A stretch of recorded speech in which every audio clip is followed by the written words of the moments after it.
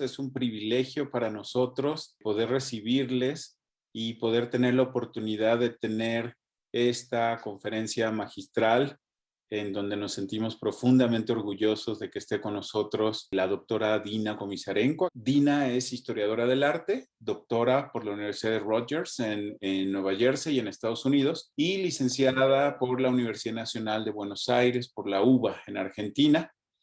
Trabaja actualmente como coordinadora y enlace de los Centros Nacionales de Investigación en la Subdirección General de Educación e Investigación Artísticas del Instituto Nacional de Bellas Artes y Literatura, del INVAL. Es miembro del Sistema Nacional de Investigadores. En su trabajo de docencia, investigación y curaduría, Dina se especializa en la historia y la historiografía del arte y del diseño mexicano del siglo XX, en la historia del muralismo y en la producción plástica de artistas mujeres, temas que aborda con un enfoque interdisciplinario en el que combina la sociología del arte, el psicoanálisis, los estudios de género y la memoria cultural. Entre sus múltiples libros destacan Fracturas de la Memoria, un siglo de violencia y trauma cultural en el arte mexicano moderno y contemporáneo, que aparecerá en este 2021. El olvido está lleno de memorias, sobre la pintura mural de Arnold Belkin del 2019. De la conquista a la revolución en los muros del Museo Nacional de Historia de 2018. El muy conocido Eclipse de 7 lunas, muralismo femenino en México 2017. Las 4 estaciones del muralismo de Raúl Anguiano del 2014.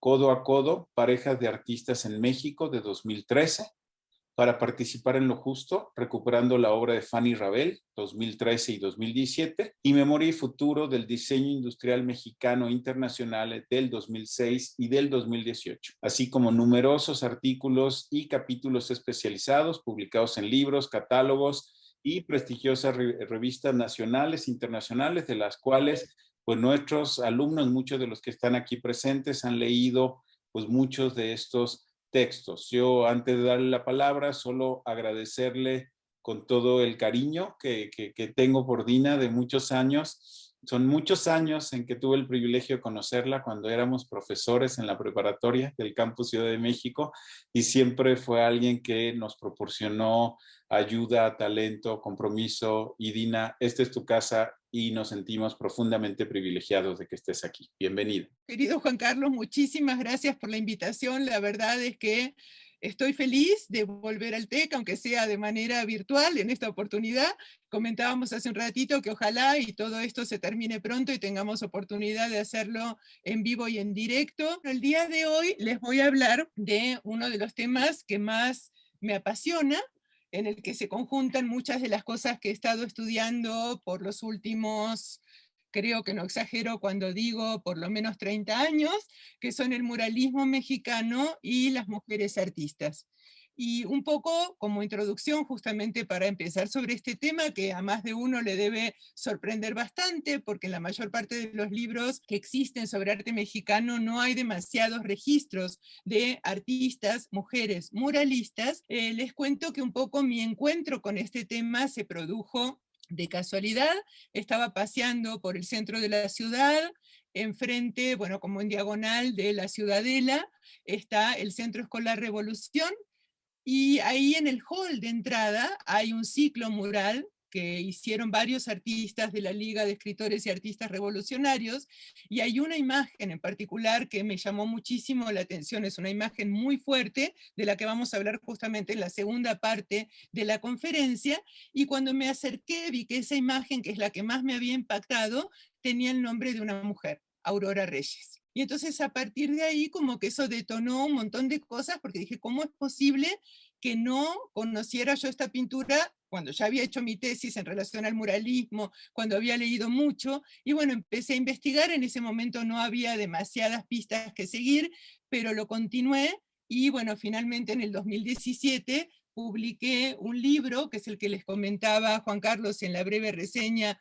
que les presentó al principio de la conferencia, y que fue un libro que la verdad me costó publicar más que todos los otros libros que he publicado, en parte justamente por el tema, porque es un tema que resulta todavía bastante polémico, ¿no?, en muchos aspectos, y al mismo tiempo es el libro que creo más satisfacciones me ha dado y del que sigo hablando y hablando y del que nunca me voy a cansar de hablar. Entonces, para empezar, quiero presentarles aquí algunas preguntas, ¿no?, que tienen que ver con lo que voy a intentar responder a lo largo de la conferencia. ¿Cómo se da el proceso histórico de esta invisibilización de mujeres, ¿no?, porque efectivamente han existido, pero cómo durante tanto tiempo las hemos olvidado, por qué resultaron invisibilizadas? ¿Cómo es que la historia selecciona a los artistas hombres en detrimento de las artistas mujeres que sí han existido? ¿Y cómo se construye el canon de la historia del arte y de la historia de la historia y de la historia del arte en particular? Entonces, un poco para empezar a reflexionar sobre estos temas, les traje una caricatura, una viñeta de Quino, en la que vemos a Mafalda en distintas escenas viendo a una mujer que no sé si se llega a ver del todo ahí, pero tiene un poco como el estilo egipcio y está cosiendo, bordando. Otra mujer más moderna está trapeando el piso, otra está colgando la ropa, y Mafalda, reflexiva como suele ser, al final de la viñeta dice: claro, lo malo es que la mujer, en vez de jugar un papel, ha jugado un trapo en la historia de la humanidad. A mí me divierte mucho esto en un sentido, porque efectivamente hace un juego de palabras, ¿no?, muy ingenioso, pero me empecé a preguntar también, con un carácter un poco más crítico, si realmente las mujeres hemos jugado este papel de trapo o si hemos jugado un papel más importante, y creo que hoy en día no quedan dudas de que sí hemos jugado papeles muy importantes, pero más bien por distintos medios hemos sido representadas como si solamente hubiéramos jugado este papel de trapo, este trapo en lugar de papel. El arte tiene muchísimo que ver en esto. Aquí les traje algunas poquitas imágenes de distintas etapas de la historia en la que obviamente vemos nuevamente a las mujeres asociadas con la costura, con la limpieza, con el lavado de ropa, con todo esto que nos hace creer que efectivamente solamente hemos jugado un papel como un trapo, asociadas exclusivamente a lo doméstico, a lo secundario. Y cuando vemos tantas imágenes a lo largo de la historia occidental en las que así aparecemos representadas las mujeres, podemos llegar a tener la impresión de que, como creemos, ¿no?, que, y en muchos casos es cierto, que el arte refleja la realidad, esto es lo que ha ocurrido, ¿no?, a lo largo del tiempo. Con la experiencia que tengo estudiando obras de arte, creo que muchas veces es cierto que el arte refleja lo que pasa en la sociedad, pero creo que además de ese papel del arte como reflejo, el arte tiene siempre un papel de carácter prescriptivo. ¿Qué quiere decir eso? Que nos enseña lo que está bien y lo que está mal. Es decir, que decide de todo eso que ve, de todo eso que es parte de la realidad, qué es lo que le interesa representar, y a través justamente de tantas repeticiones de esos roles escogidos es que ciertas ideas se llegan a naturalizar. ¿Qué quiere decir eso? Que llegamos a pensar que son esenciales a las mujeres y que es eso lo que nos toca hacer porque siempre lo hemos visto representado de esa manera. Y es que en realidad el arte tiene una visión muy patriarcal. Un ejemplo de cómo las cosas pueden ser diferentes según quien lo produzca son estas dos imágenes que les estoy poniendo aquí, una de las obras murales muy famosas, muy reproducidas de José Clemente Orozco, que representa a las soldaderas, es la que ven arriba, y claramente las soldaderas ahí están siguiendo a los hombres, cumplen el papel, ¿no?, tradicional que ha marcado la historia de hacer la comida, de cuidar a los hijos y de seguir a los hombres para acompañarlos, en este caso, en la lucha revolucionaria. En la parte de abajo, en cambio, tenemos un fotograma de una película de Matilde Landeta que se llama La Negra Angustias, que narra la historia de una mujer que empezó con todo en su contra, no tenía educación, era de raza negra, era muy pobre y parecía que lo único que podía llegar a hacer en la vida era casarse y tener hijos, con suerte. Sin embargo, ella se niega a ese destino como predeterminado, se va a la revolución y con mucho trabajo se convierte en una revolucionaria zapatista y llega incluso a ser coronela. Entonces acá tenemos un ejemplo muy claro de lo que les comentaba al principio. La realidad tiene muchos aspectos. Hay mujeres que como soldaderas cumplieron la función con que las representa Orozco, pero hay mujeres también que cumplieron otros papeles muy destacados como coronela, como periodistas, como enfermeras, etcétera, etcétera. Entonces, nosotros, o los artistas, debería decir, eligen también cuál es esa realidad que van a representar, que en estos casos refleja distintos aspectos y, por supuesto, marca normas para el futuro, porque cuando nosotros vemos estas imágenes, decimos, ah, bueno, esto es lo que me toca, o decimos, ah, quizás también pueda optar por algún otro tipo de papel y no solamente de trapo. No solamente el arte tiene este papel prescriptivo y esta visión de carácter patriarcal, la historia del arte como disciplina también tradicionalmente ha reproducido estos mismos esquemas. Aquí les estoy poniendo una vista de un cartel que hicieron un grupo artístico político que se conoce como las Guerrilla Girls en la puerta del Museo Metropolitan de Nueva York, en donde se preguntan si es que las mujeres tenemos que aparecer desnudas para entrar al Museo Metropolitano. Ellas hacían y siguen haciendo hasta la fecha un trabajo muy interesante de escrutinio, de estadística, de cuántas mujeres artistas exhiben en cada institución que analizan por año versus cuántos hombres artistas lo hacen, cuántas aparecen, como dicen acá, desnudas como sujeto, como tema, digamos, de las pinturas, versus cuántas aparecen como autoras. Y denuncian esta realidad y realmente a partir de este tipo de trabajos es que muchas historiadoras nos hemos empezado a cuestionar muchas de las cosas que hasta ese momento aceptábamos como que eran así, porque así las habíamos aprendido, porque así aparecían en los libros. Entonces, una de las cosas interesantes que sale del análisis de las Guerrilla Girls y de muchas otras pioneras en este campo es que en general, en el campo de la historia del arte, las mujeres siempre fuimos tratadas más como objetos en lugar de como sujetos productores.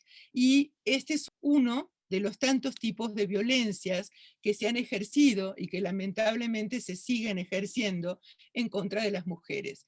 Aquí les puse algunos ejemplos clásicos de lo que se considera como violencias de género, empezando en la parte superior por la más grave de todas, que es el feminicidio, seguida por el maltrato físico y simbólico, la desigualdad salarial, la discriminación, la cosificación de nuestros cuerpos, el sometimiento a los roles impuestos por la familia patriarcal y, como último, pongo la invisibilización histórica, que creo es otro de los tipos de violencias que resulta terriblemente nefasto, como todas las otras que acabamos de revisar.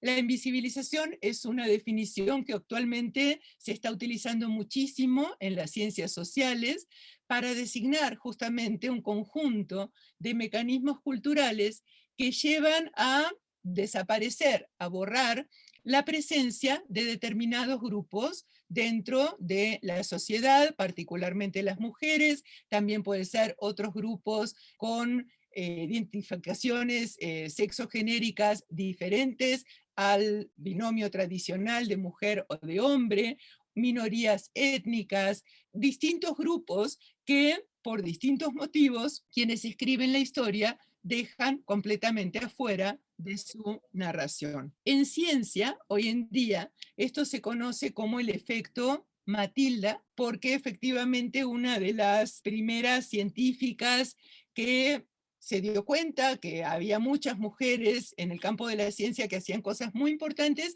pero que después quien se quedaba con el crédito de todo eso que habían hecho eran los hombres. Ella se llamaba Matilda Jocelyn Gage, y más adelante, en la década de los 90, una historiadora de la ciencia, Margaret Rossiter, decidió nombrar este fenómeno como el fenómeno Matilda, ¿no? Es la invisibilización en el campo de la ciencia de las mujeres científicas. Y yo estoy convencida que ese fenómeno se da también en la producción cultural, específicamente en la producción artística de las mujeres. Y para ilustrarlo, les traje una otra caricatura, en este caso, ya entrando un poco en materia, Se trata de una caricatura que apareció publicada en la revista Frente a Frente, que es la revista que publicaba la Liga de Escritores y Artistas Revolucionarios en la década de 1930. En este caso había varias viñetas cuyo objetivo principal era más bien criticar el trotskismo mexicano.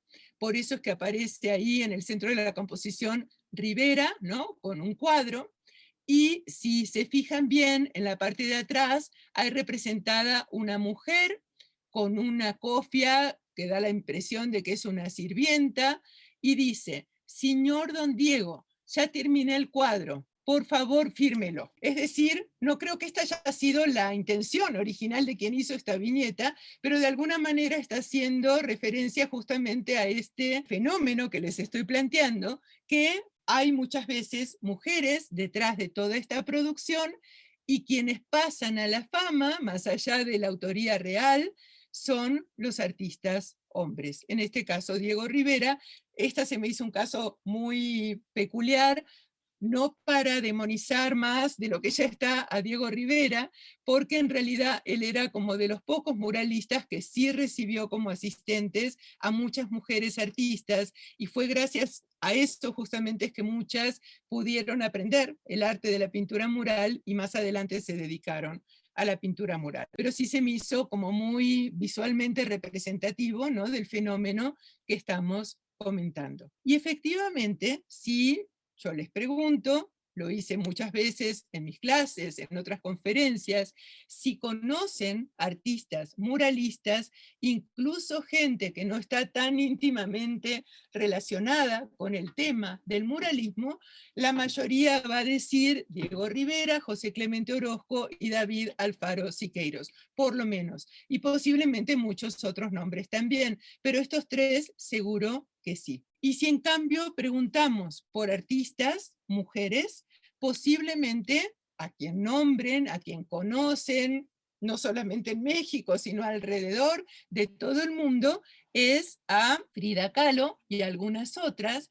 Y entonces podríamos pensar que, bueno, en realidad esto que les estoy planteando a lo mejor es algo cierto, pero es algo del pasado, es algo que hoy en día no pasa, porque hoy en día todos conocemos a Frida Kahlo y seguramente oímos hablar de Remedios Varo y de Leonora Carrington y demás, pero cuando empezamos a ver cómo las conocemos o qué es lo que dicen la mayor parte de los libros escritos sobre estas artistas, nos damos cuenta que en realidad se las ha ajustado, se las ha interpretado de manera tal que puedan añadirse al canon de la historia del arte sin modificar demasiado estas prescripciones sociales patriarcales de las que les hablaba al principio. En el caso de Frida, por ejemplo, vamos a leer hasta el cansancio su biografía, ¿no?, todo el drama terrible de su vida, que de ninguna manera niego, pero tampoco creo que sea lo más interesante que hay alrededor de Frida Kahlo. Creo que hay cosas muchísimo más importantes, como por ejemplo la iconografía tan extraordinariamente abierta, honesta, revolucionaria que desarrolló en sus obras y de la que realmente poca gente habla, ¿no? Más bien se concentran en estos prejuicios típicos de decir, bueno, como Frida no pudo tener hijos, se dedicó a hacer pintura. Entonces, de alguna forma, este tipo de adiciones que se han hecho con el tiempo a la historia del arte occidental, agregando mujeres artistas, no resultan suficientes para romper con muchos de estos prejuicios, sino que por el contrario los refuerzan, los enfatizan, pareciera como que tratan efectivamente de mantener las cosas tal y como estaban.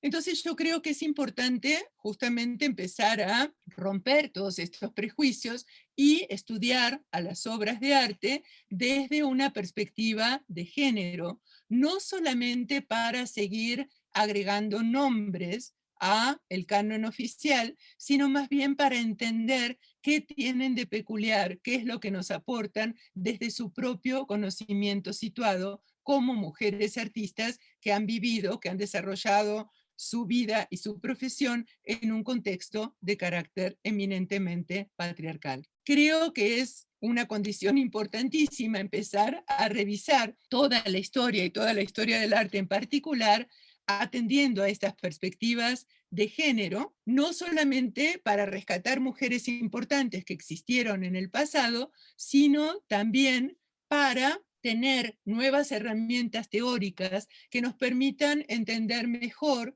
y explicitar mejor que de todo esto que estamos viendo es parte como de la desigualdad, ¿no?, a la que estamos acostumbrados a través de la historia, y qué podemos hacer sobre todo para empezar a cambiar esos paradigmas que estamos comentando. Y bueno, el caso particular que nos ocupa en la conferencia del día de hoy es el muralismo femenino. Y entonces quiero ya adentrarnos un poquito más en el tema, mostrándoles esta imagen de una queridísima y admiradísima artista, Rina Lazo, que falleció hace poquito, hace alrededor de un año. Y yo lo que había escuchado con las entrevistas que había tenido con algunos de mis mismos profesores es que las mujeres no se dedicaban a la pintura mural, una parte porque no les interesaba lo público, ¿no? Decían que en general el arte de las mujeres es de carácter mucho más íntimo, mucho más doméstico, que no tiene mucho que ver con la política, que las mujeres también somos como más débiles físicamente, que para hacer una pintura mural hace falta muchísima fuerza física, y todos estos estereotipos que les estoy comentando definitivamente los rompió así de una manera extraordinariamente clara Rina Lazo, a quien ven en esta fotografía cuando ya tenía más de 90 años y estaba subida a los andamios para terminar su último mural, que es el que ven acá, El inframundo de los mayas, que es una obra realmente maravillosa que dentro de poquitos meses se va a exhibir en el Museo del Palacio Nacional de Bellas Artes. Entonces, más que estos prejuicios que les comentaba, la falta de interés o la falta de fuerza física, más bien lo que ocurre o lo que ocurrió es que había una falta de oportunidades muy notoria, ¿no?, en relación con el trabajo público para las mujeres, había pocas oportunidades de formación, como les comentaba hace un ratito, Diego Rivera era de los pocos que recibía asistentes mujeres, que es la manera de formarse en la pintura mural, muchas diferencias también en cuanto a el tipo de edificios, el tipo de salarios que se les daba, bueno, un montón de cosas que vamos a empezar a analizar en un ratito más adelante. Otro de los temas importantes que se han esgrimido a lo largo de la historia para justificar por qué no hubo tantas mujeres muralistas tiene que ver con el criterio de calidad. Es otro criterio, así como la conformación del canon, ¿no?, occidental, absolutamente accidental. Hay una exposición ahora increíble en el Museo de Bellas Artes de Buenos Aires, Argentina, que se llama justamente el canon no occidental, sino el canon accidental, porque fue creado a partir de todos estos prejuicios que les estoy comentando y que definitivamente podrían haber sido completamente distintos. Con respecto a esta calidad, les estoy mostrando acá uno de los bocetos que hizo María Izquierdo para un proyecto mural en el edificio principal del gobierno federal, en el Palacio de Gobierno, en el centro de la Ciudad de México. Y en ese momento, en 1945, se conformó un comité de pintura mural en el que estaban los tres grandes, y ellos determinaron que María Izquierdo no tenía la calidad necesaria para hacer esas pinturas y le quitaron la comisión. Lamentablemente no los pudo hacer.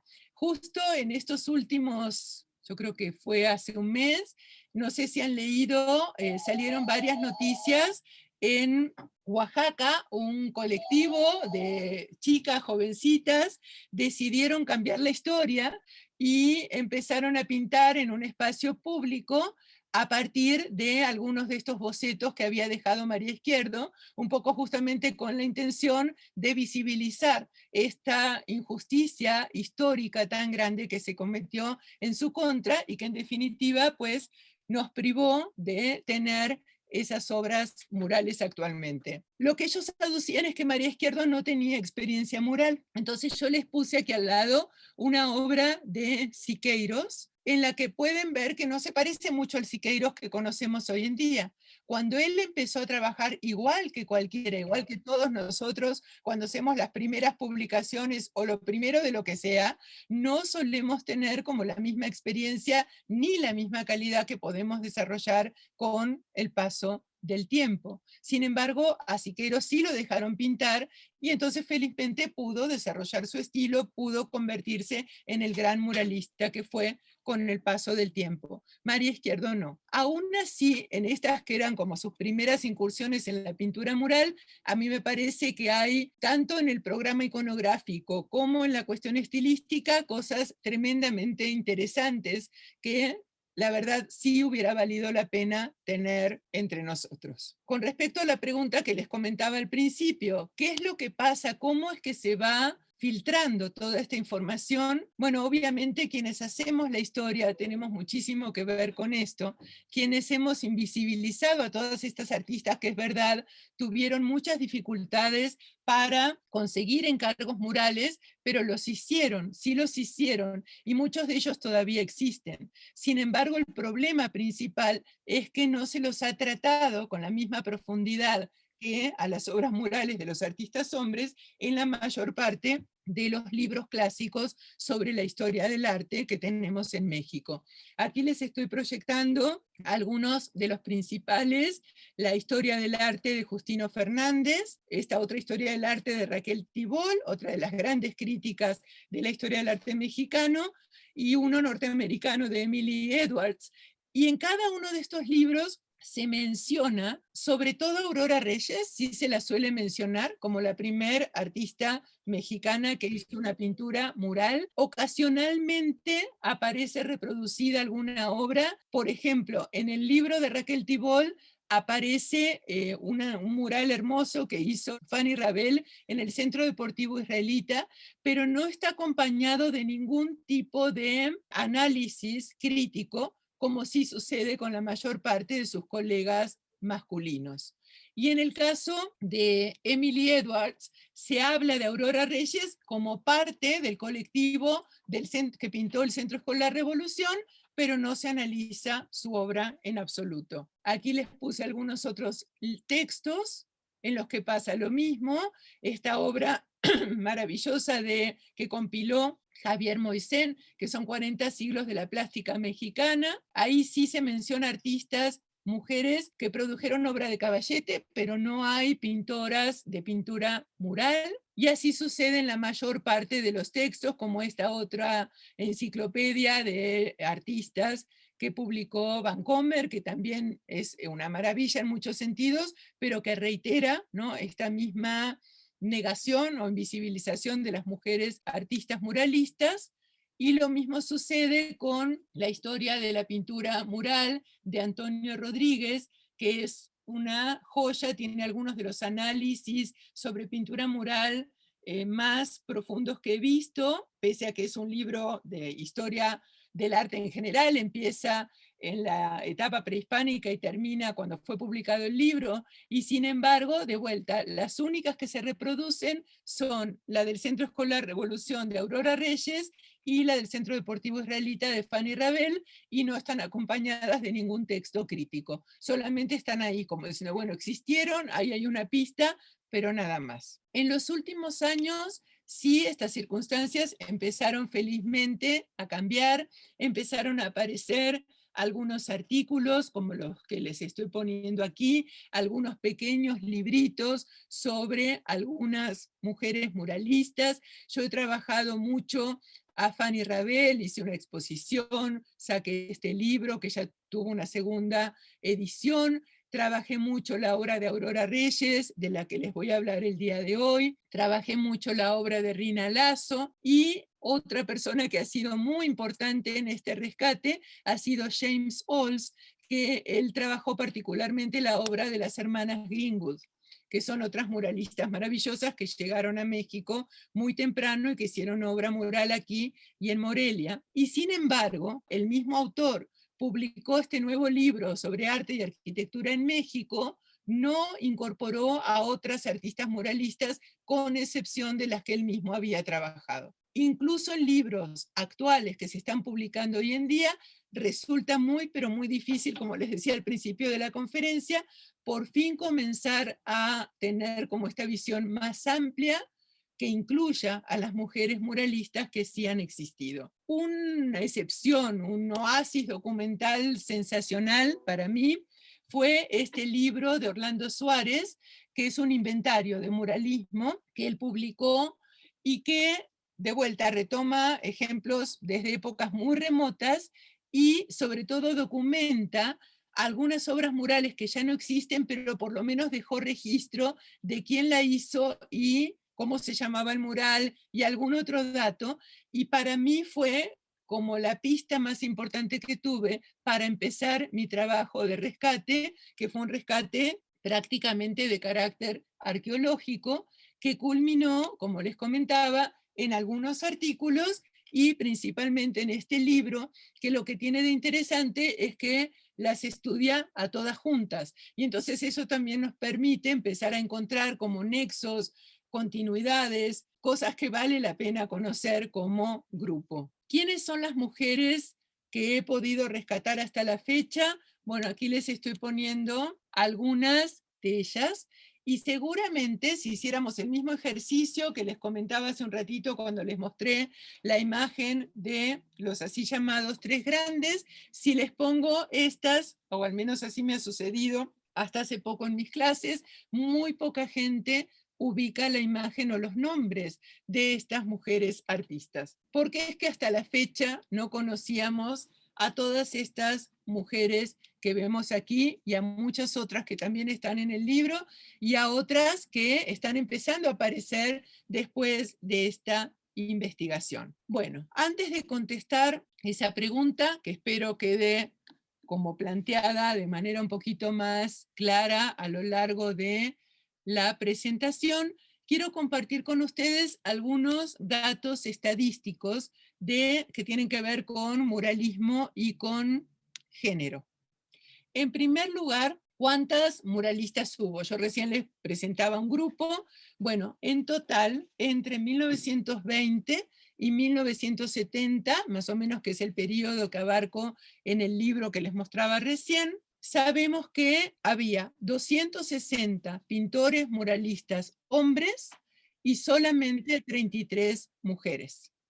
Es decir, alrededor de un 13%. Todavía más grave que esto, que de alguna forma a lo mejor podemos medio entender por la época, ¿no?, de la que estamos hablando, es todavía una etapa relativamente temprana del siglo XX, cuando todavía no se habían conseguido muchas de los logros en torno a la igualdad de las mujeres. Entonces decimos, bueno, efectivamente es lógico que hubiera menos, pero más sorprendente todavía es el promedio de obras que producían cada grupo. En promedio, los hombres, estos 260 hombres que les estoy proyectando aquí, hacían alrededor de 20 obras murales durante su vida. Obviamente hay algunos que hacían muchas más y otros menos, ¿no? La cantidad de metros cuadrados que pintó Diego Rivera es realmente impresionante, pero aún así el promedio nos da 20 obras por artista hombre. Y en cambio, en relación con las artistas mujeres, tenemos que cada una hacía alrededor de 3 obras a lo largo de toda su vida.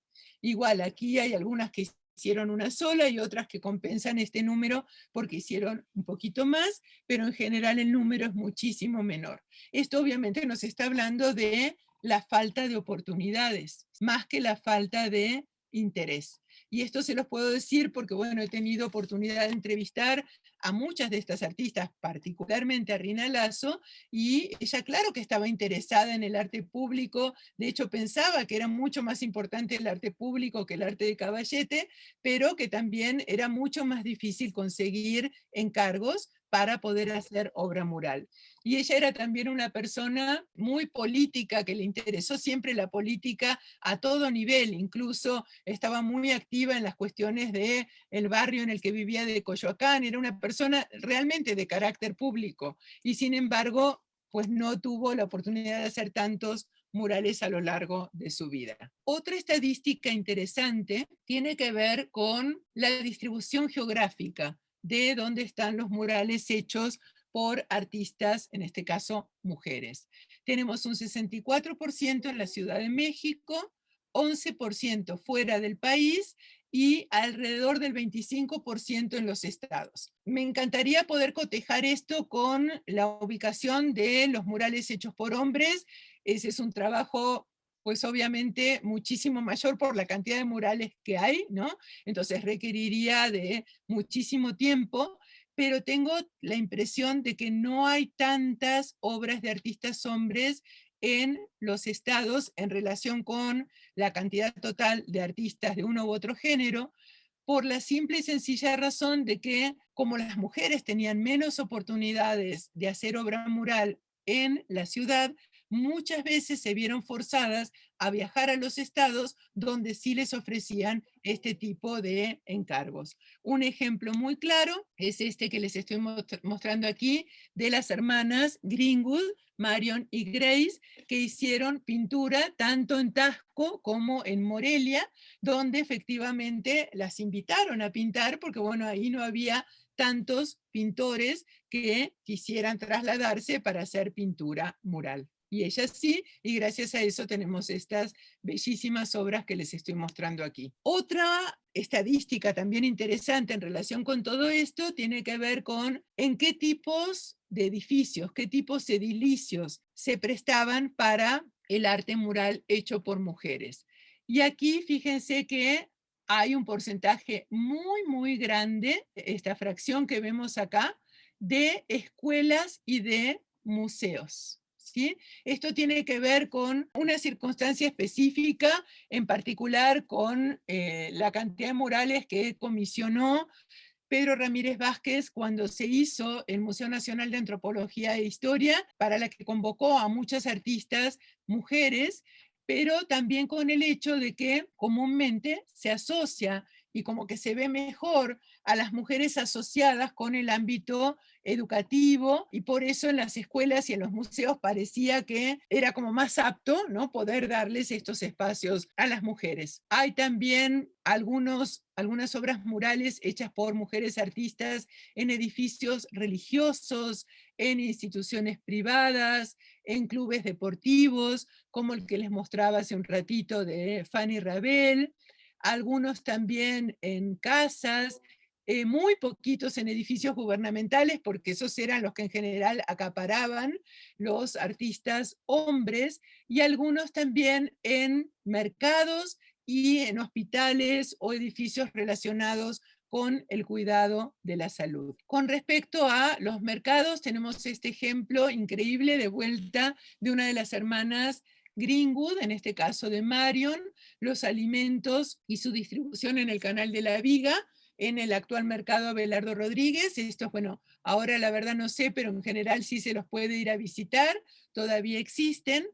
Y este otro de Grace, de la hermana, la minería, también en el mismo lugar. Otro ejemplo de un lugar como atípico, ¿no?, para obra mural es este balneario, que se conoce como el balneario de Agua Hedionda, en Cuautla, en Morelos, hecho por Olga Costa. Y bueno, no sé qué piensen ustedes, pero son lugares a lo mejor que efectivamente parecen como tener un prestigio menor, ¿no?, cuando lo comparamos con el Palacio de Gobierno, con el Palacio Nacional de Bellas Artes. Sin embargo, son lugares donde la gente acude de manera cotidiana y se los encuentra sin ni siquiera estar buscándolos. Es decir, que de alguna manera cumplen con la función democratizadora del arte que se proponía el muralismo fundador de una manera a lo mejor todavía más profunda. Y finalmente, para terminar esta primera parte de la plática, les quiero mostrar esta otra estadística en relación con el estado de conservación y de realización de los murales, porque obviamente el mecanismo más antiguo y seguramente el más drástico, ¿no?, de la invisibilización, que es lo que estamos estudiando, tiene que ver con la destrucción, ¿no? Si destruimos un mural, bueno, prácticamente ya no hay manera de conocerlo, sino es a través de algún boceto o de alguna fotografía. De los murales que estoy estudiando en este conjunto entre 1920 y 1970, Hay 72 que están conservados, 24 destruidos y 4 no realizados, es decir, que se quedaron solamente en la etapa de proyecto, y el ejemplo ahí más clásico es el de María Izquierdo, que les mostraba hace un ratito. Y con respecto a la conservación, ahí también tenemos un problema extraordinariamente grave. Les estoy proyectando acá un fragmentito de un ciclo mural muy grande que hizo también Aurora Reyes en el Sindicato de Maestros, específicamente en el Auditorio 15 de Mayo, en la calle de Belisario Domínguez, y como pueden ver, acá pues se quedaron sin la iluminación original, y entonces lo que hicieron fue colgar estos cables con estas bombillas eléctricas que están extraordinariamente cerca de los murales, que se están dañando de una manera brutal y realmente están en un estado que requiere de una intervención absolutamente urgente para poder conservarlos. Un poco como conclusión a todo esto, ¿por qué es importante si efectivamente las muralistas han sido menos, si efectivamente se conservan pocos murales, si los murales no han sido tan numerosos? ¿Por qué es importante estudiar a estas mujeres muralistas? ¿Por qué se está reconociendo hoy en día, como decíamos con el ejemplo de Frida Kahlo, a las artistas mujeres que hacen obra de caballete o que hacen grabado y no a las pintoras públicas? ¿Por qué resulta el muralismo un campo tan extraordinariamente disputado? Bueno, yo creo que ahí un poco lo que se está jugando es lo que estoy tratando de expresar a través de estas dos imágenes. De un lado, esta obra de Marie Cassatt, que nos muestra a las mujeres en el ámbito doméstico, tomando el té dentro de la casa, muy seguras, ocupándose exclusivamente de lo privado. Y del otro lado, en cambio, estoy poniendo una obra de Daumier, por poner alguna cualquiera, y acá vemos que están analizando obras de arte que a los hombres siempre se los asocia con la cuestión profesional, con la cuestión pública. Entonces, de alguna forma, el reconocer que las mujeres intervienen en el arte público es romper con esta idea, ¿no? Con esta asignación tan estricta que se suele hacer, que se ha venido haciendo y que continúa hasta la fecha, de lo público y lo privado como ámbitos exclusivamente femeninos o exclusivamente masculinos. ¿Y por qué es importante empezar a romper justamente con esta dicotomía tan terriblemente injusta? Bueno, acá les puse nada más un ejemplo de los artistas que hoy en día están representados en el Museo del Palacio Nacional de Bellas Artes, que es como el edificio de consagración del arte nacional, y son todos artistas hombres. Entonces, ¿qué sucede cuando nosotras las mujeres, y sobre todo cuando los niños de escuela, las niñas y los niños de escuela van y visitan un recinto como este y se enfrentan con esa realidad aparentemente pues tan contundente de que quienes han hecho pintura mural, parecen decirnos en el museo, son exclusivamente los hombres? Bueno, la especialista en educación Marian López Fernández Cao dice al respecto: cuando un niño acostumbra a ver solo su género como digno de valor histórico, refuerza, por un lado, su necesariedad en el presente y la existencia, más claro está si es blanco, occidental y medio burgués, y en negativo, refuerza a su vez el carácter prescindible de lo que hacen, dicen y crean las mujeres y las niñas. Efectivamente, estamos tan acostumbrados a ver esa realidad que de alguna manera la vamos internalizando y creemos que lo que se elogia, lo que realmente vale la pena desde el punto de vista cultural, es la producción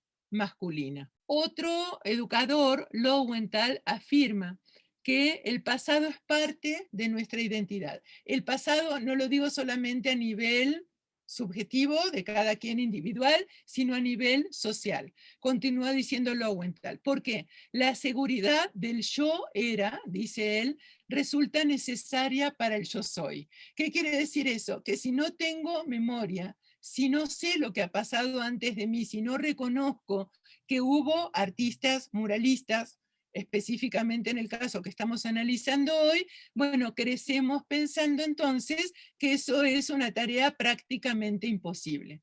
En cambio, si arrancamos conociendo esta historia que nos precedió, obviamente ya podemos hacerlo con muchísima más seguridad, porque ese pasado es parte de esa identidad que podemos llegar a desarrollar y a potencializar todavía más en el presente. Hasta aquí llegaría la primer parte de la conferencia, que es, como les comentaba, una parte muy general, como una introducción a la pintura mural hecha por mujeres, y lo que tengo planeado para la segunda tiene que ver con un caso concreto para analizar un poquito justamente cómo las diferencias en la representación, en este caso del mismo tema de las mujeres, cuando se trata de artistas mujeres y cuando se trata de artistas hombres. Podemos abrir un ratito la discusión.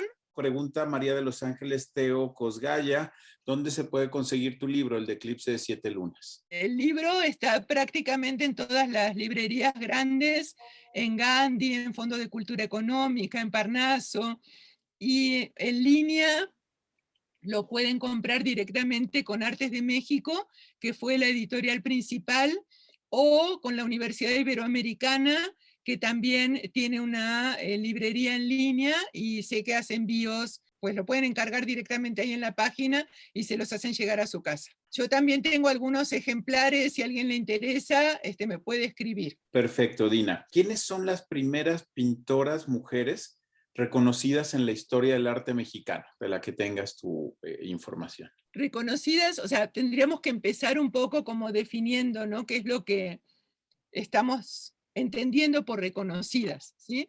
Porque acá se da como una paradoja que a mí se me hace muy interesante, y es que nosotros solemos pensar que si las cosas hoy en día, que ya ha pasado tanto tiempo, que muchas de nosotras estudiamos, trabajamos, pero que a lo mejor nuestras mamás o nuestras abuelitas no tuvieron tantas oportunidades como nosotras, entonces pensamos que en el pasado, ¿no? Y al pasado me refiero al siglo pasado principalmente, al siglo XX, a principios del siglo XX, no había, ¿no?, mujeres artistas. No que no se las hubiera reconocido hoy en día, sino que simplemente no hubieran existido, ¿no? Porque decimos, bueno, si hoy en día para nosotras es tan difícil publicar un libro, ¿no? O tener una exposición, seguramente hace unos años la cosa debe haber sido peor. Sin embargo, o sea, justamente una de las cosas fascinantes de estudiar, ¿no?, historia del arte, y estudiar cómo se ha escrito la historia del arte, nos permite descubrir que muchas de estas mujeres sí fueron reconocidas en su propia época, sí tenían exposiciones, sí los críticos de arte escribían sobre sus obras, sí vendían sus obras, entonces eran reconocidas, ¿sí? Si yo pienso, por ejemplo, en el caso de Frida Kahlo, pues ella tuvo exposiciones, ¿sí? No tantas, ¿no?, como hoy en día, pero tuvo exposiciones, fue reconocida en su tiempo. Después lo que ocurrió es que durante muchos años prácticamente desapareció del mapa este fenómeno que les estaba comentando de la invisibilización, que se va construyendo, ¿no? Es como si nos fueran tirando tierra para que nos la olvidemos. Y a partir del movimiento feminista, que va a impactar no solamente en política, sino también en la academia, empieza a llegar a los estudios de historia del arte, y entonces empieza este proceso que también les comentaba de muchas historiadoras del arte que se dedican a rescatar, ¿no?, a las artistas del pasado. Y en una primera etapa eso es lo que se hace, ¿no? Simplemente decir, bueno, también existió esta y existió la otra, y hasta ahí. Y después viene como una segunda etapa en la que no solamente nos dedicamos a rescatarlas, sino que tratamos también de ver qué es lo que tienen de particular. Porque, bueno, un parteaguas, digamos, en esta historia, que les estoy simplificando mucho, fue un artículo que publicó Linda Nochlin, una gran historiadora del arte en la década de 1970, en la que ella se empieza a preguntar, de hecho el título del trabajo se llama así, ¿por qué no han existido grandes mujeres artistas? Es una pregunta realmente muy profunda que dio vuelta a las cosas de una manera muy radical. ¿Por qué? Porque lo que hacían las primeras historiadoras del arte feministas era rescatar a estas mujeres que existieron incluso desde el Renacimiento, ¿no? Hay mujeres que tenían, como Sofonisba Anguissola, que tenía encargos del Papa, es decir, que era una persona muy bien posicionada y reconocida, ¿no? Volviendo a la pregunta, en su propio tiempo, que aparecen incluso en las vidas de los grandes pintores, escultores y arquitectos de Vasari, ¿no? Que es la gran biografía contemporánea de los artistas del Renacimiento, y que de vuelta la historia fue olvidándoselos. Entonces, con el tiempo, las mujeres, sobre todo las historiadoras del arte, empiezan a rescatar estas figuras, pero ¿qué pasa? Estas figuras, comparadas con el tipo de estilos, el tipo de características propias de los que consideramos a los grandes maestros, a los grandes artistas, volviendo al ejemplo del Renacimiento, si pensamos en Leonardo, en Miguel Ángel, en Rafael, pues nunca hubo grandes mujeres artistas, porque siempre tenían menos encargos, porque siempre tenían menos posibilidades de formarse de la misma manera que los artistas hombres. Entonces, por ejemplo, no podían pintar del desnudo, ¿no? Por prejuicios de carácter moral, entonces no podían hacer pintura mitológica o histórica que requiere del conocimiento de la anatomía del cuerpo humano. Entonces siempre quedaban como pintoras de segunda categoría. Lo que empieza a hacer este artículo de Linda Nochlin es más bien cambiar el giro y decir, no queremos que sean iguales a los hombres, sino más bien queremos estudiar qué es lo que pasó en la historia para que esas mujeres justamente no hubieran tenido no solo estas mismas oportunidades, sino también para analizar cuáles fueron los valores y quiénes fueron los que definieron qué es lo que actualmente se entiende por ese canon de la pintura occidental. Sí, Entonces claro. ahí se empiezan como a reconocer a otras artistas, como por ejemplo Frida Kahlo, ¿no? Que tiene un boom extraordinario a partir de que la descubren las primeras feministas y que se convierte en un ícono de la lucha a favor de los derechos de las mujeres, y que tiene un tipo de pintura muy distinta, ¿no? Por ejemplo, la de Diego Rivera, que era lo que se consideraba como el canon y lo que puso a México en el mapa, ¿no? Del arte occidental. Ahí interviene también eso, ¿no? El empezar a reconocer que podemos pintar diferente, podemos tener características temáticas diferentes, podemos pintar con un estilo diferente, y eso no quiere decir que seamos ni mejores ni peores, sino que efectivamente estamos respondiendo a circunstancias diferentes. En ese sentido, pues una de las primeras que no que se reconoce, sino corregiría yo a decir que se vuelve a reconocer es Frida Kahlo. Pero pasa lo mismo prácticamente con todas, ¿no? Remedios Varo, por ejemplo, que era una personalidad muy reservada, ella lo que más quería en el mundo era pintar y se dedicaba a pintar. ¿Qué pasó? Tuvo muchísimo éxito en vida, vendió casi todas las pinturas que hizo, las vendió, y por eso quedaron en colecciones privadas. Entonces, cuando más adelante los historiadores del arte quisimos empezar a rescatar su obra, un problema grande era que no estaban en colecciones públicas. Entonces era como más difícil tener acceso a las mismas obras, ¿no? Entonces se mezclan, es un fenómeno bastante complejo, ¿no? Para hablar cómo se da y cómo no se da el reconocimiento de algún artista. Pero lo que sí quiero dejar como muy claro es que muchas de estas artistas sí fueron reconocidas en vida y que la negación o invisibilización vino después, ¿no? Posterior. Entonces ahí viene otra etapa, que es esta etapa como de el redescubrimiento, ¿no? Muy bien. En este mismo sentido, Samantha Osorio pregunta si consideras que los intereses y las preferencias del público sean también un factor para que se visibilicen o no las obras hechas por mujeres. Sí, sí, definitivamente sí, Samantha. O sea, eso es muy claro y tiene como su parte positiva porque de alguna manera el público está diciendo lo que le interesa, ¿no? Entonces sí es como muy válido tomar en cuenta lo que le interesa.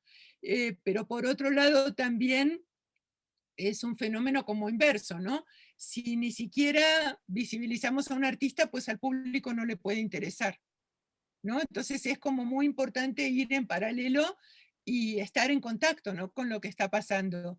Hoy en día, si hacemos una exposición de Frida Kahlo en donde sea, o sea, va a ser un éxito, seguro todo el mundo la quiere ir a ver. Pero bueno, pasa este fenómeno también terrible de que Frida Kahlo tuvo muchas contemporáneas sensacionales, una mejor que la otra, y por ahí el público parece que no las prefiere, pero en realidad es que no las conoce, más que no las prefiere. Por eso también es tan importante el trabajo de rescate y de visibilización a través de libros, a través de exposiciones, a través de conferencias, de todo lo que nos permite volver, ¿no?, a difundir, ¿no?, el trabajo de todas estas artistas. Dos preguntas que van hacia el momento contemporáneo y las junto por eso.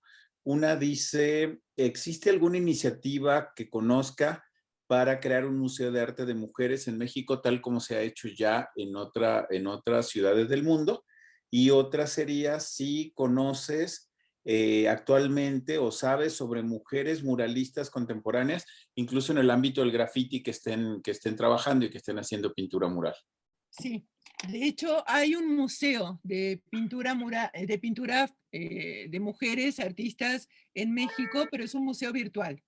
¿Sí? Si quieren, después les puedo pasar la liga para que lo visiten, porque realmente es una iniciativa maravillosa. Tiene un lugar donde se suben exposiciones virtuales, tiene otro lugar donde se suben artículos, reseñas de publicaciones. Es un sitio muy, pero muy bien hecho.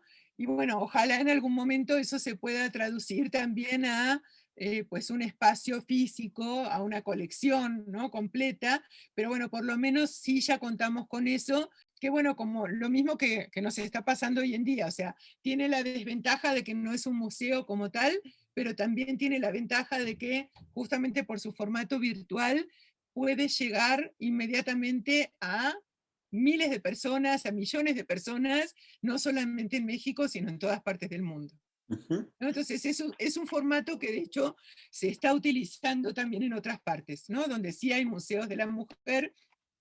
Y bueno, en México también hay un museo de la mujer, no de artistas mujeres, pero sí es un museo de la mujer en el centro de la ciudad, que es un museo interesante, muy chiquitito, bueno, ahí justo creo yo la parte que les falla es la que tiene que ver con el arte, porque pusieron muchas obras exhibidas ahí que son de artistas hombres, en lugar de aprovechar justamente que ya tenían el espacio para visibilizar el arte de artistas mujeres. La colección es un museo más de historia, pero la colección de obras de arte es predominantemente masculina, ¿no?, lo que es un poco raro, pero bueno, por lo menos sí existe también el museo. Y la otra era, si sabes tú, mujeres muralistas contemporáneas, incluso hasta en el ámbito del graffiti que estén trabajando. Sí, sí, hay muchísimo. Eso si quieren, sí escríbanme, y les puedo pasar ahí algo como más específico para ese tema.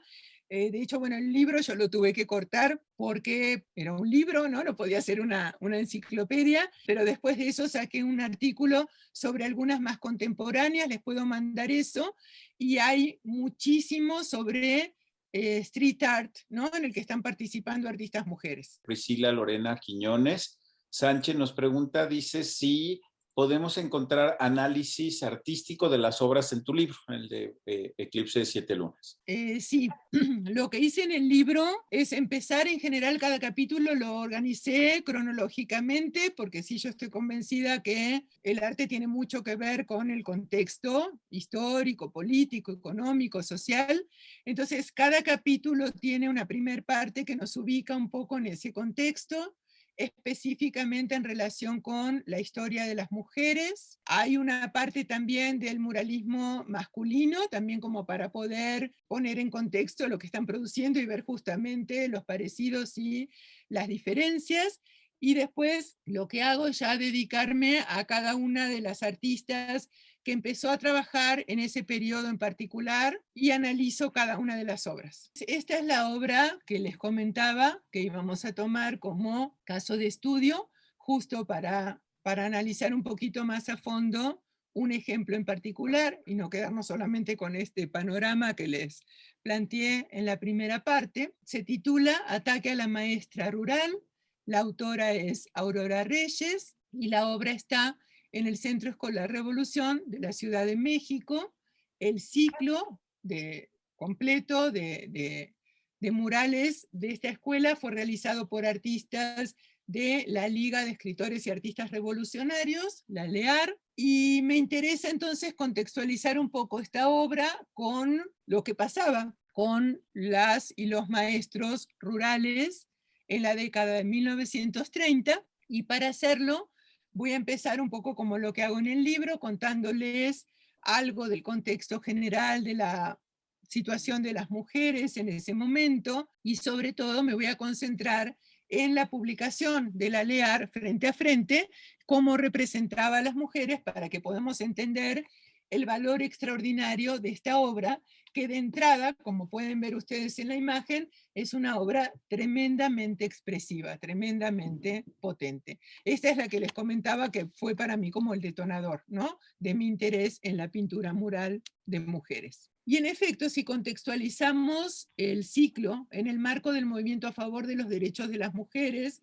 y en el estudio comparativo de las mujeres como sujeto o como objeto en la revista de la LEAR frente a frente, vamos a poder profundizar más sobre algunas de las problemáticas que existían entre la izquierda mexicana de aquel entonces y la lucha a favor de los derechos de las mujeres, que claramente nos exponen esto que les comentaba, estas distintas miradas de género desde las que se crearon las obras que aquí vamos a analizar. Entonces, para esta segunda parte voy a partir del concepto acuñado por Donna Haraway del conocimiento situado, ¿no?, que en este caso voy a aplicar no solamente a Aurora Reyes, que como mujer, como maestra, fue muy sensible a estas temáticas que está tratando en su obra, sino también para mi misma lectura, ¿no?, de la obra. Obviamente tiene que ver el hecho de que yo también soy mujer y que también he crecido y vivo en sociedades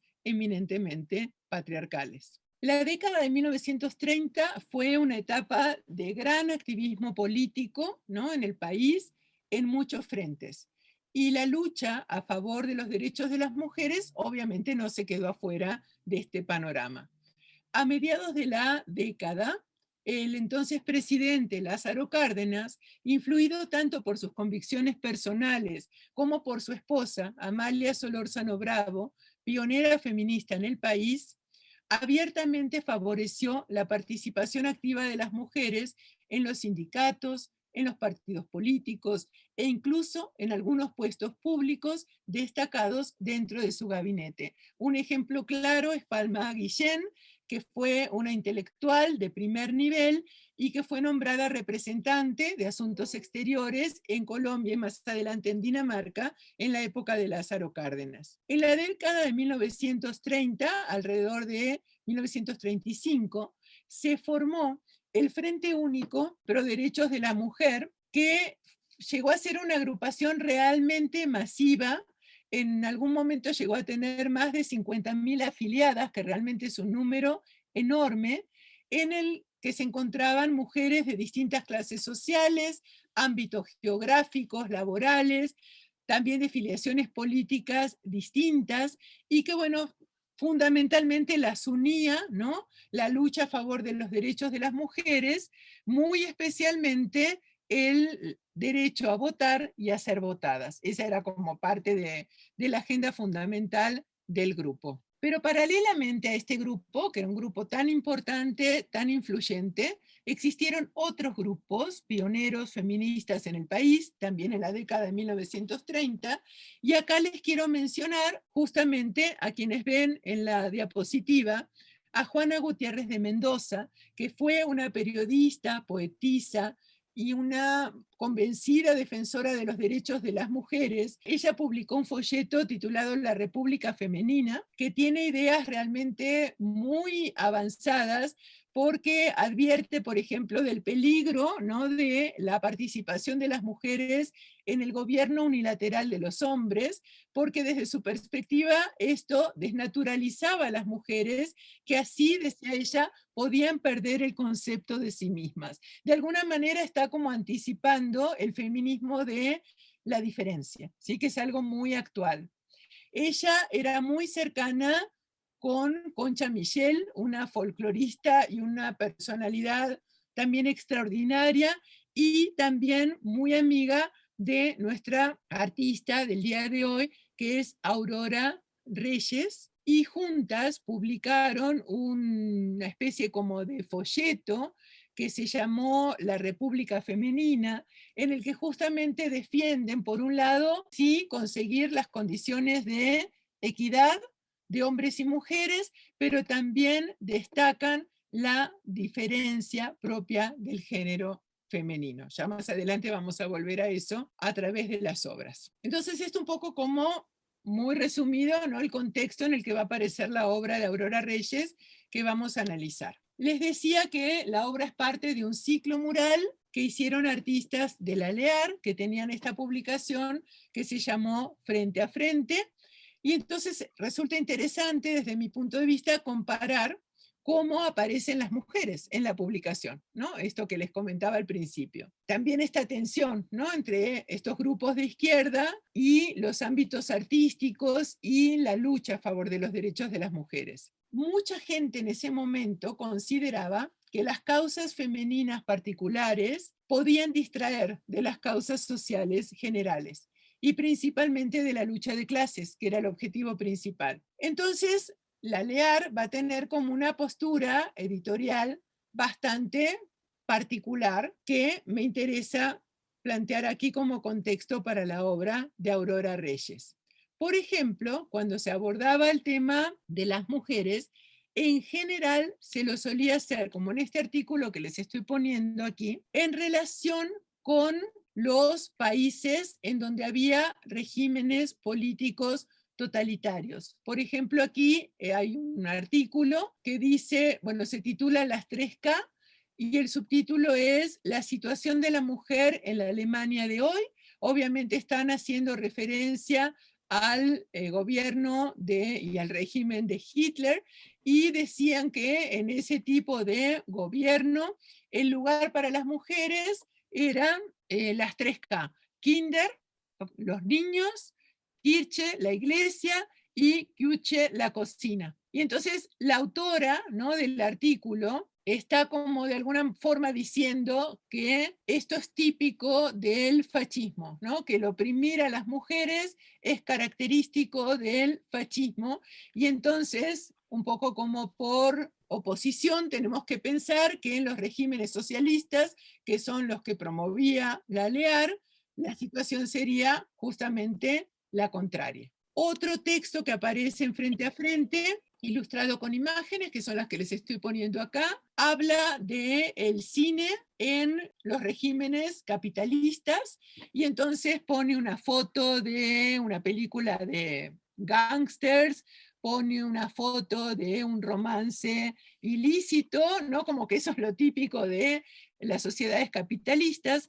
Y dos que a mí me llaman particularmente la atención son esta, que representa a una nena muy chiquitita, disfrazada como Betty Boop, ¿no?, como un símbolo sexual, y esta otra que representa a una mujer también bañándose con naranjas, que es lo que dicen los editores de Lear, que hacían los regímenes capitalistas para distraer a los obreros de las problemáticas principales de la sociedad. Y eso por un lado es cierto, pero a mí también lo que me impresiona mucho de estas imágenes es cómo se trata, ¿no?, el cuerpo femenino como un símbolo sexual, incluso desde la infancia. Cuando hay artículos que tienen que ver con las mujeres, ahora sí en regímenes socialistas, por ejemplo en Rusia, se suelen ver mujeres felices, contentas, participando de la vida pública. Lo mismo con las imágenes de, bueno, esta creo que todavía es de Rusia, pero sí, esta también es de Rusia. Fíjense las campesinas felices ahí con sus instrumentos de trabajo. Hay otras que tienen que ver con la Guerra Civil Española, ¿no? Entonces ahí representan a mujeres con armas participando de la lucha de una manera también muy terriblemente pues idealizada. Hay también, y esto es interesante, varios artículos escritos por mujeres, ¿no?, dentro de Frente a Frente, pero en general suelen ser como este de Nancy Cunard, que es un personaje fabuloso que estuvo en el congreso que se hizo, el segundo congreso que se hizo en Barcelona, de escritores antifascistas para la defensa de la cultura, y que, bueno, habla fundamentalmente de cuestiones de carácter político. Hay algunos textos de otras mujeres, como por ejemplo Berta Gamboa, que tiene algunos textos realmente conmovedores. Hay uno que me acuerdo mucho, por eso les puse las fotos aquí, que habla de los esfuerzos enormes que se hicieron durante la Guerra Civil Española para rescatar obras de arte, como ven acá, pero también para rescatar intelectuales y niños, ¿no? Ante el inminente bombardeo de Madrid, y se los llevaron a todos a Valencia. Y entonces en este artículo se entrevistaba a un escultor que había decidido no marcharse, y realmente los argumentos que tiene para no marcharse, para no dejar a sus conciudadanos, es tremendamente conmovedor. Y después hay otros textos de otras mujeres, como las que ven acá, que son cuentos o poesías cortas que tienen un carácter más bien como moralizador, ¿no? Nos hablan de una persona que nació en un hogar muy humilde y todo lo que tuvo que hacer para poder aprender, cómo le ayudó a ir a la escuela, ¿no? De alguna manera como queriendo convencer a la gente de que eso es lo que hay que hacer para poder salir adelante. Eso en el campo de la literatura. En el campo de las artes visuales, ya para ir acercándonos un poquito más a lo nuestro, en Frente a Frente hay algunos ejemplos de pintoras muralistas de la época. Estas son algunos de Marian y Grace Greenwood, las muralistas que les comentaba hace un ratito, del mercado que les mostré. Una que otra reproducción de obras de María Izquierdo, que son las que vemos acá. Una obra terrible de Isabel Villaseñor, que se llama El juego que interrumpió la muerte, con niñitos muertos ahí en ronda. Y de nuestra Aurora Reyes hay un articulito breve de Jorge Crespo de la Serna, uno de los críticos más importantes de ese momento, que habla bien de Aurora Reyes, aunque es muy breve.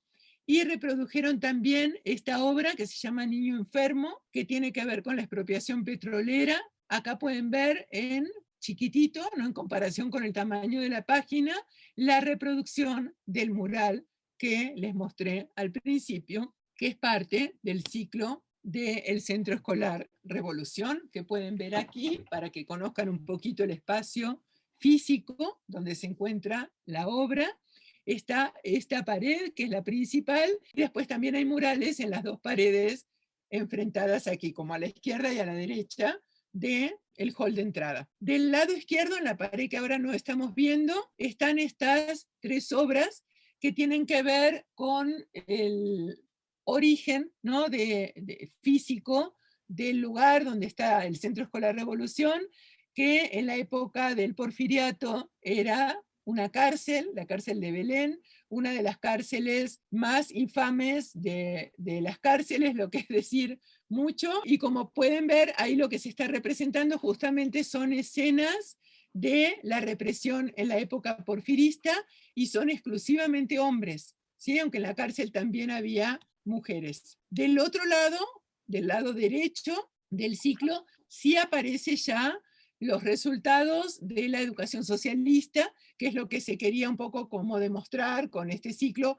y con la escuela, ¿no? Que se construyó en lugar justamente de esa cárcel infame. Y aquí aparecen las maestras y las alumnas, todos con una actitud así como muy positiva, participando no solamente de las actividades de enseñanza y aprendizaje, sino también de actividades de carácter político, muy como eran las manifestaciones de aquel entonces. Y en la pared principal, que es la que veíamos en la primera imagen, tenemos en el centro una representación del mismo edificio de la escuela, del Centro Escolar Revolución. Tenemos estas que, muy al estilo de las imágenes del Alear, condenan a la iglesia, condenan al fascismo, que ha producido todas estas cosas horribles en la sociedad. Y del lado izquierdo está esta obra de Antonio Gutiérrez, que representa un ataque a un maestro rural. Y del lado derecho está la que hoy nos ocupa, de Aurora Reyes, que desde su posición como mujer artista decidió representar en cambio el ataque a una maestra rural. Acá tenemos la imagen, nuevamente, para que la puedan ver. Se trata de una imagen, como les decía hace un ratito, tremendamente poderosa, muy impactante. Como pueden ver, acá aparece un campesino, que reconocemos como tal por el sombrero, que le está pegando con un arma a la mujer, que es la maestra, y también del cuello se asoma por aquí un escapulario, ¿no? Como referencia a la guerra cristera, al fanatismo religioso que se oponía tanto a las misiones rurales en aquel entonces, y la mujer está siendo victimizada también por este otro personaje que está vestido como los nazis mexicanos de aquel entonces, los camisas doradas, con esta camisa, con las botas, y está rompiendo libros, ¿no? Están actuando en contra de la cultura, en contra de la educación, y encima en su mano puede verse también que tiene unos billetes como símbolo de que ha sido pagado por cometer este acto tan atroz que está haciendo, y también un poco como símbolo del capitalismo, ¿no? Al que se opone Aurora y todos los artistas de la LEAR. Y con su cuerpo está formando una cruz esvástica. Los otros artistas de la LEAR, como Anguiano, en general las representaban directamente, ¿no? Entonces la imagen resultaba, aquí la pueden ver, como muy clara, ¿no? Desde el punto de vista del contenido político, pero una de las cosas interesantes que hace Aurora es que está denunciando a la gente que cometió estos actos de barbarie, pero lo está haciendo de una manera un poco más sutil, como que nos llega el mensaje justamente a través de la forma que toma el mismo cuerpo de la persona representada. La maestra, por otro lado, está vestida de rojo. Esto es muy típico en general a los mártires. Por ejemplo, en Chapingo, Diego Rivera representa a Zapata como mártir de la revolución y les pone en general un manto rojo, ¿no? Como símbolo del Partido Comunista. Aparece con tacones, aparece con un vestido ajustado al cuerpo. Es un tipo de representación femenina muy distinto al que enseguida les voy a mostrar que solían hacer los artistas de la época. La escena se refiere seguramente a un hecho real que ocurrió en San Felipe Torres Mocha, en Guanajuato, en 1936, cuando los artistas de la LEAR estaban planeando este ciclo mural que Aurora, como maestra, le debe haber impresionado particularmente mucho. Acá lo vemos al mismo Cárdenas visitando a algunos de estos maestros que fueron atacados en esa oportunidad. Un castigo muy tradicional que utilizaban para castigar a los maestros era arrancarles las orejas. Aquí los vemos vendados justamente por eso, y a veces las cosas llegaban a mucho mayores y llegaban incluso a asesinarlos. Aquí está la nota de esa acción terrible en uno de los periódicos de la época. En ese momento esa masacre terminó con la vida de 16 personas, hubo 25 heridos, fue algo tan espeluznante que el mismo Cárdenas viajó, ¿no? para visitar el lugar de un discurso en la iglesia, y se presentaron cargos en contra de algunos de los sacerdotes que se determinó que habían participado de los hechos. Fíjense entonces qué distintas, ¿no? Compositiva y temáticamente son estas dos imágenes, aunque se refieren al mismo hecho. Un poco lo que les comentaba al principio, ¿no? Esa selección que hacemos de la realidad que vamos a representar. Y Aurora definitivamente optó por la representación del ataque cometido en contra de una mujer y no de un hombre como se solía representar, como es el caso de la obra de Antonio Gutiérrez. A las maestras rurales en la pintura mexicana, acá les estoy mostrando 3 ejemplos de Diego Rivera, se las solía representar más bien así, casi como en un entorno doméstico. Esto parece a primera vista como si fuera una mamá con sus niñitos alrededor de la mesa, están custodiados por personajes armados que las defienden de todo mal. Pareciera que no puede pasarles absolutamente nada, cuando en realidad por las noticias que tenemos de los periódicos sabemos que también atacaban a las mujeres. Pero en el arte ese se convierte como en un tema tabú para los hombres y las mujeres aparecen más bien como se las estoy representando. Para irnos un poquito más cerquita a los artistas de la LEAR, fíjense, por ejemplo, aquí hay un cartel que dice: maestros, tú estás solo contra todas estas fuerzas conservadoras que veíamos, denunciaba Aurora en su pintura mural, y algunas más específicas, como por ejemplo parte de la serie En nombre de Cristo Rey, ¿no? Que se refiere justamente a los cristeros. Se han matado más de 200 maestros, ¿no? Decía el subtítulo de la serie, y acá les estoy mostrando dos, eran 7 en total en esta serie. Una representa al profesor Arnoldo Sosa Portillo, que es el que ven acá, lo están atacando ahí y él decidió representarlo en el momento dramático del ataque, pero cuando representa a una mujer que fue atacada, también este es un hecho histórico, en este caso la profesora María Salud Morales, que fue asesinada en 1938, fíjense cómo cambia la iconografía, se la representa casi como durmiendo, nunca jamás en el acto violento que permite de alguna forma denunciar el crimen y la atrocidad de una manera más directa, tal y como hace Aurora Reyes. Y otro ejemplo también del mismo Leopoldo Méndez es este grabado que hizo para los carteles cuando inicia la película de Río Escondido, del Indio Fernández, y representa a la maestra rural, que era Rosaura, la actriz fue María Félix, y la vemos acá chiquitita, ¿no? Pero valiente, caminando hacia este paisaje enorme en el que hay todas estas fuerzas amenazadoras, pero de vuelta no tiene como el mismo realismo de la imagen de Aurora Reyes. Para terminar, quiero nada más leerles, Aurora, aparte de ser pintora, era poeta, escribía mucho, sobre todo poesía, pero también daba conferencias, y en el archivo que actualmente se encuentra en CENIDIAP, en el Centro Nacional de Documentación de Artes Visuales del INBA, se conserva su archivo, y en alguno de esos documentos decía: quienes entregan su vida al ideal de una causa buena para los hombres no mueren nunca. Su palabra y su sangre se ven entretejiendo en los que siguen. Y creo que ese es exactamente el mensaje que ella nos quiso dar con esta pintura, porque fíjense que si bien está denunciando este acto de violencia en contra de una mujer,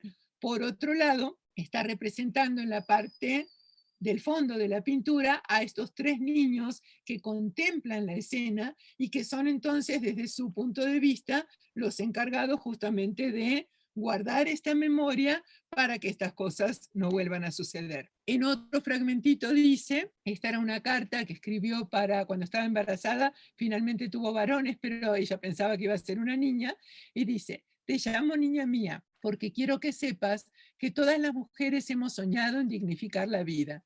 Precisamente ahora hemos de conquistar un sitio de justicia y respeto ante el futuro, para que haya equilibrio y haya fraternidad en nuestros hijos, para que no haya guerras por ambiciones torpes y para destruir definitivamente esta cadena de esclavitud que forman la ignorancia, el odio y la miseria. Entonces, como pueden ver, se trata pues de una pintura definitivamente distinta, ¿no? Tanto en el tema como en el estilo, a la iconografía tradicional del mismo tema en la pintura mexicana, e incluso a cómo se trataba el tema desde el punto de vista de la política editorial del grupo al que pertenecía Aurora Reyes. Es un poco nada más un ejemplo de los muchísimos que hay para que quede como patente, ¿no? Que sí hay una especificidad. Hay mucha gente que dice todavía el día de hoy que el arte no tiene género. Yo creo que sí, no por una cuestión esencialista de decir, bueno, todas las pintoras pintamos de la misma manera porque todas las mujeres somos iguales. Para nada pasa por ahí, pero sí todas las mujeres vivimos en condiciones de opresión similares que nos hacen tener como cierta empatía o cierta sensibilidad para representar cosas de otra manera. Si no conocemos estos ejemplos de pintura mural hechos por mujeres, pues nos estamos perdiendo, digamos, de la mitad de la historia. Muy bien, Dina. Pues, hijo, muchísimas gracias por este maravilloso recorrido. Tenemos algunas preguntas acumuladas aquí. Melanie Grisel Carrillo, que es estudiante de segundo semestre, ella pregunta, ¿qué le aconsejarías a las mujeres de las nuevas generaciones que buscan marcar diferencia en el arte? Porque en esta materia de imaginarios culturales recibimos estudiantes de carreras eminentemente creativas y muchas de estas estudiantes son artistas, les gusta mucho crear obra, artistas de diseño, de arte digital, de arquitectura. Entonces es una pregunta más bien como, ¿qué les recomiendas tú a las jóvenes mujeres que se inician en este mundo? Pues que no se desanimen nunca jamás, ¿sí? Yo creo que el ejemplo con el que empecé, ¿no? De contarles un poco el libro, porque bueno, tiene que ver con el tema que estamos tratando, pero también yo creo que es un ejemplo que a mí en lo personal me permitió como revivir, ¿no? De alguna forma las dificultades enormes que deben haber tenido la mayor parte de estas pintoras, ¿no? En este caso que les estoy mostrando. ¿Por qué? Porque yo venía estudiando esto desde hacía mucho, pero la verdad nunca me había pasado algo así, ¿no? De ir a una editorial y que me digan, bueno, sí, muy interesante tu tema, pero realmente te lo vamos a aceptar, nos parece muy buen libro, pero te lo vamos a aceptar cuando incluyas con la misma profundidad que incluiste a las pintoras mujeres, a los pintores hombres. Y les estoy hablando de una editorial que tiene muchos libros de arte mural mexicano en el que no se menciona una sola mujer artista, ¿no? Entonces, evidentemente eso me hizo ver a mí de una manera pues bastante dramática, ¿no? Que muchos de estos prejuicios pues siguen tremendamente vigentes hoy en día. Entonces me encantaría poder decirles que esto que les estoy contando es una historia del pasado, que no tengan miedo, que las cosas van a ir muy bien, que ya no les va a pasar, pero sería mentirles, estas cosas siguen pasando. Entonces yo creo que una de las cosas más importantes que les puedo aconsejar es a no claudicar nunca jamás. ¿Sí? Yo con el libro llegó un momento en el que ya tenía tanta angustia de que no lograba publicarlo, que digo, bueno, capaz que sí estoy mal, capaz que no es tan importante como yo creía, ¿no? Capaz que sí es un tema que no interesa. Y bueno, felizmente pues no cedí, ¿no? A esos sentimientos horrorosos hasta que encontré la editorial adecuada, ¿no? Para poder publicarlo y el libro salió y, bueno, no solamente se ganó el premio García Cubas, sino que realmente ahora lo conocen en todas partes del mundo. Un tiempito después de publicarlo, viajé a Chile para presentar otra cosa y ahí fue muy bonito porque me decían, gente del público, lo que pasa es que ustedes en México, pues sí tienen pintoras muralistas, pero acá en Chile no, ¿no? Y yo decía, bueno, este comentario no lo hubieran hecho 2 años atrás, ¿no? Antes de la salida de mi libro. Entonces, ¿a qué voy con esto? No es particularmente porque sea mi libro, sino porque hay que perseverar en las cosas en las que uno cree, ¿no? Y yo creo que a la larga siempre van a tener fruto, ¿sí? A veces es un poco más trabajoso, ¿no? El camino, pero eso también me dio como mucha más empatía para con mis artistas, ¿no? Como para entender en serio lo que debían haber sufrido cuando, por ejemplo, a María Izquierdo le sacaron, ¿no? El encargo mural que tenía, ¿no? Imagínense el golpe que debe haber sido eso y las cosas de alguna manera cambian, ¿no? Como les decía, ahora, bueno, no solamente están en este libro, hay artículos sobre esos murales, sino que un grupo de chicas jóvenes lo está resucitando, ¿no? Lo está haciendo en pleno espacio público. Pues ese sería mi consejo, ¿no? No cejar nunca, jamás en los esfuerzos, aunque sí sea mucho trabajo, aunque sí a veces nos sentamos muy desanimadas, pues hay que seguir adelante porque vale mucho la pena todo lo que tengan que hacer y decir.